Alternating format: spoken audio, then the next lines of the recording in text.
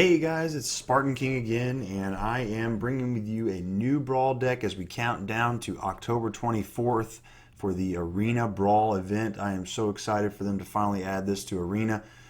I've always wanted to play Commander, but it just never works out because there are way too many cards in this game. Too many years and too many cards for especially someone like myself who's just trying to get into the game. And just excited though to start seeing something like this kind of a format, this Brawl format. So excited about it. So I'm just counting down each day with a different kind of deck. I hope you guys enjoy these. So today I like to do a Golgari kind of version with this one's Vraska Golgari Queen.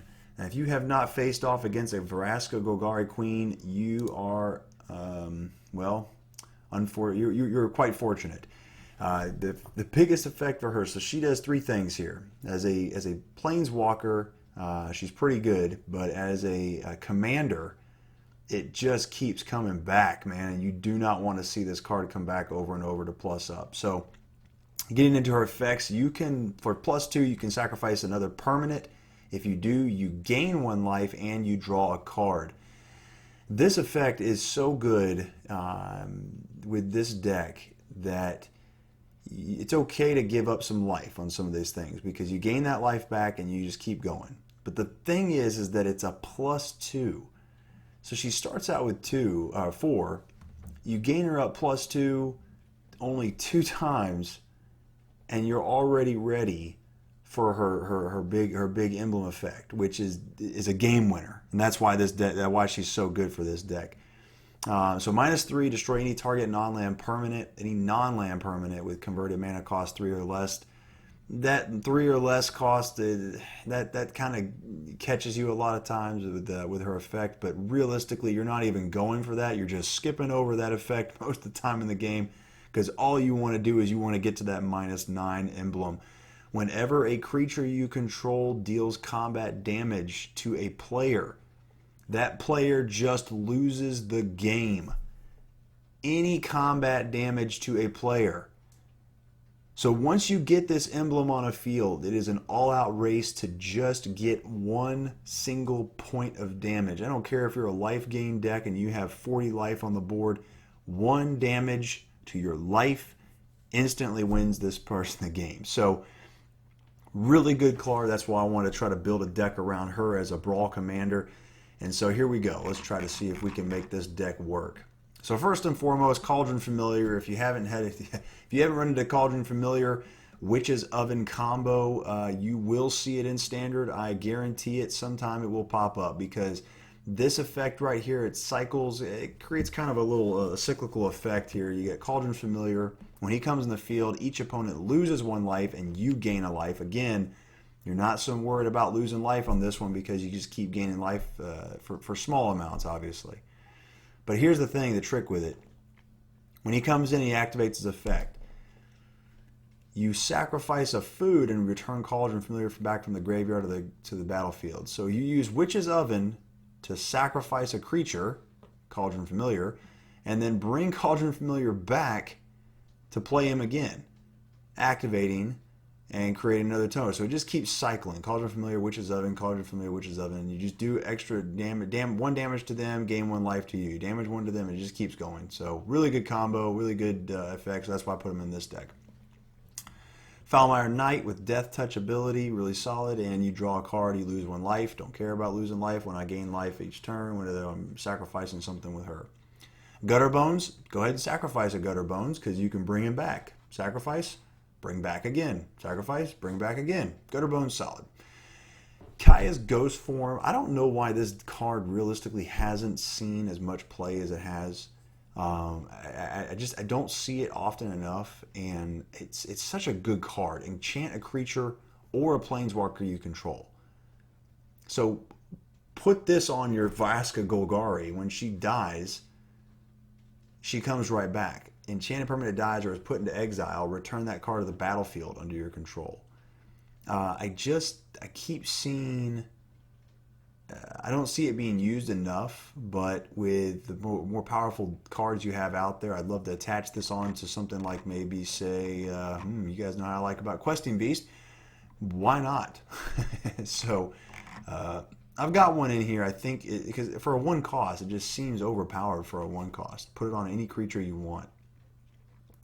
Knight of the Ebon Legion has that Death Touch ability, gains that attack. Arboreal Grazer for a little bit of a ramp up effect here. Gilded Goose, additional, need to ramp up. Burglar Rat. So I like Burglar Rat. When it enters the battlefield, each opponent discards a card. Then you can pop off, sacrifice that creature. And I've got a couple of cards to bring him back into play.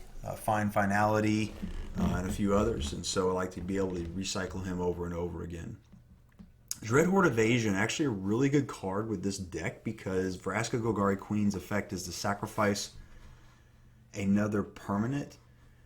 So Dreadhorde Invasion, each turn you lose 1 life and you amass 1, so you keep getting more of a creature to cycle for sacrifice. You lose a life each turn, but who cares, because you gain 1 life each time you sacrifice it and you draw a card. So really good combination between the 2 of these cards, Dreadhorde Invasion and Vraska Golgari. Legion's in to get some of those lower creatures out of the way in the early game. Liliana's Triumph, reason I put this in here is I do run a Liliana in this deck as well. So if nothing else, you get to sacrifice a creature, but if you're controlling a Liliana Planeswalker as well, each opponent also discards a card. So it's nice to get that second effect off sometimes. Rarely does it happen, but who cares? Yet they have to sacrifice a creature, and it gets around a lot of those destruction effects just by they having to sacrifice. Incubation Druid gets you a little bit more ramp up, and Paradise Druid. Additionally, you want to get into those 4 and 5 creatures pretty quickly, so I've got 2 of these ramping here. So Pllenbright Druid, and what's something that we maybe don't think about as much. I'm sure that people, commander players, do, but the proliferate effect obviously can be utilized on your own planeswalkers. And so if your planeswalker is one of your commanders, then obviously you want to proliferate and use it on that creature, on that planeswalker as well. So I put him in there for that effect to be able to plus her up, because you want to get to that -9 as fast as you can to get that emblem on the board, because it doesn't even matter. Once you get that emblem on the board, they are all on defense, trying to keep from anything getting through to hit their life for 1 point. So whatever you can do to get that Vraska up faster. Assassin's Trophy, destroy anything. Find Finality, get 2 of them creatures back from the graveyard, or just a -4/-4 to everything on the field. Whenever you feel like it. Arcane Signet, staple in most commander decks.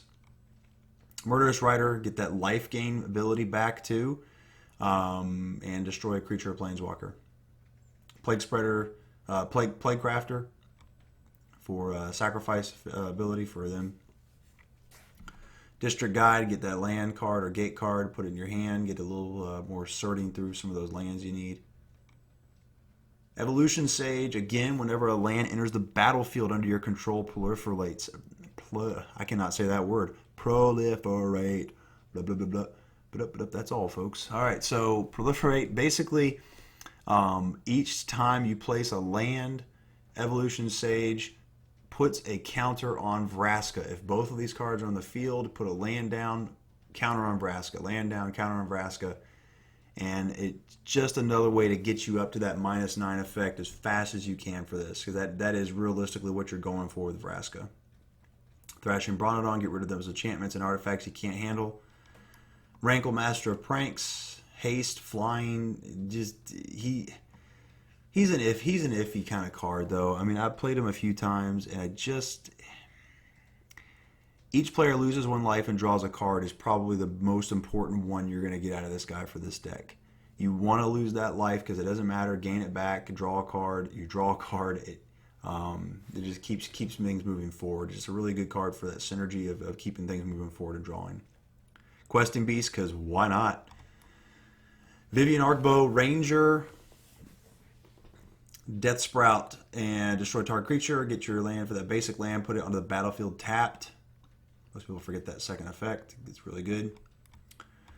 Golgari Findbroker, get any permanent card from your graveyard back to your hand. You want to get a Questing Beast back to your hand? Good, dig it. If you want to get one of those rats to get them to sacrifice another card out of their hand, get rid of them the card, good, take it. Golgari Findbroker, really good. 4 cost is a little much for that, but still you get to pick out any card you want. So obviously putting here until Brawl comes out. Massacre Girl, just blow up the field. Just you want to play a Kaikar and play 1,000 little onesies, just they all die. Eternal Rhonas, I just got him in the deck. I mean, I've thought about him for sacrificing the Bontu, God Eternal Bontu. But Rhonas just seems to be a lot more consistent a lot of times in this deck. Getting those creatures that vigilance they need, or having that death touch to handle whatever comes its way as you start to ramp up to the higher creatures. Death touch is just that nice sweet spot. And then doubling the power of each of the creature you control when you ram into them. I just can't tell you how excited I am whenever this is on the field and I play a God Eternal Rhonas.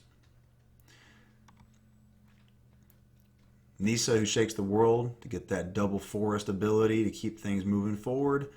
Liliana Dreadhorde General and Garrett Cursed Huntsman. So I'm going to talk about both of these here at the same time because there's a part of these things which is really ties in with a synergy with Vraska Golgari Queen, and that is creating these 2/2 black creature zombie tokens and creating these 2/2 black and green wolf creature tokens. So this ability, obviously, if you've seen Liliana, she's a little more common now at this point from War of the Sparks set. But when they die, you draw a card, and you can create this zombie creature, play Vraska, and sacrifice that creature. You gain 1 life and you draw a card, and then by her ability you draw a card. So you basically are gaining 2 draws at the same time. But that leaves you a little bit exposed. And so here's where the fun part comes in with Garrett creating 2 of these wolf creature tokens. When this creature dies, put a loyalty counter on each Garrett you control. So you create 2 creature tokens. At the same time, you sacrifice 1 of them, and you leave the other to protect your Planeswalkers. So this having 2 at a time being created is actually really helpful in synergy with Vraska. Beanstalk Giant, search for that land, and then the late game, big creature, 12/12s, 13/13 kind of size creatures. Great Henge, just because Voracious Hydra, always want to target whatever you feel like. And Castle Locthwain, again, losing that life is not as damaging as you would expect in this deck because of that life gain ability and the drawing effect.